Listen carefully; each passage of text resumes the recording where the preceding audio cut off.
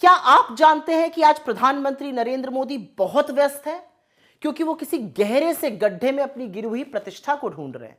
और ये मैं नहीं कह रही हूं, मोदी जी ने ही तो कहा था कि जैसे जैसे रुपया गिरता है प्रधानमंत्री की प्रतिष्ठा भी गिरती है। अब जब रुपया 90 के पार हो गया तो सोचिए कि इस गहरे कुएं में उनकी प्रतिष्ठा जाकर धंस गई होगी। 2014 में जब मोदी जी प्रधानमंत्री बने तो उनको रुपया डॉलर के मुकाबले 58 रुपीज 86 पैसा पर मिला था, जिसको उन्होंने 90 पार करा दिया। और अब लगता है कि शतक मनवा कर ही उनका दिल भरेगा। रुपए के गिरने के बहुत सारे कारण हैं, उसमें से विफल अर्थनीति और पूरी तरह से फेल विदेश नीति है। 3 बड़े कारण। विदेशी निवेशक लगातार पैसा बाहर खींच रहे हैं। 2025 में जो फॉरेन पोर्टफोलियो इन्वेस्टर्स हैं उन्होंने करीब करीब 2 लाख करोड़ यहां से निकाल लिया। अमेरिकी टैरिफ का हमारी अर्थव्यवस्था पर घातक प्रहार हुआ है। ट्रेड डील ना होने के कारण रुपया और कमजोर हुआ है।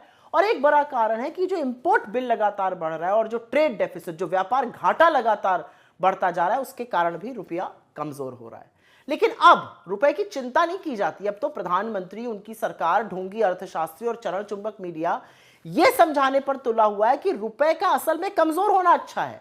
और ऐसा सभी करेंसीज के साथ हो रहा है। यह बिल्कुल झूठ है।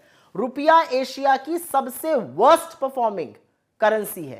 अप्रैल से अक्टूबर 2025 में इंपोर्ट बिल लगभग 650 बिलियन डॉलर का है, मतलब 58 लाख करोड़ रुपए, जो कि पिछले साल के मुकाबले 10% ज्यादा है। और ऐसा नहीं है कि आरबीआई ने कुछ किया नहीं। आरबीआई ने रुपए को मजबूत रखने के लिए करीब करीब 40 से 42 बिलियन डॉलर, करीब 4 लाख करोड़ रुपए खर्च किया, लेकिन उसका कोई असर नहीं हो रहा है।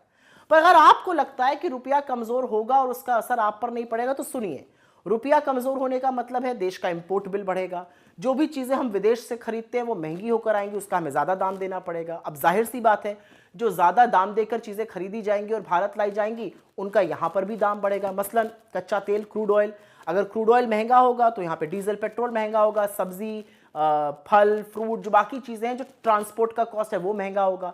जब महंगाई बढ़ेगी तो आरबीआई इंटरेस्ट रेट बढ़ाएगा, मतलब आपके लोन की ईएमआई बढ़ेगी। और यही नहीं, विदेश में जाना, घूमना, रहना, खाना, पढ़ना, सब कुछ महंगा हो जाएगा।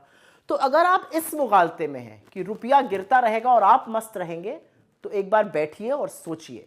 रुपए के गिरने का फर्क मोदी जी को बिल्कुल ना पड़े, लेकिन आप पर जरूर पड़ेगा।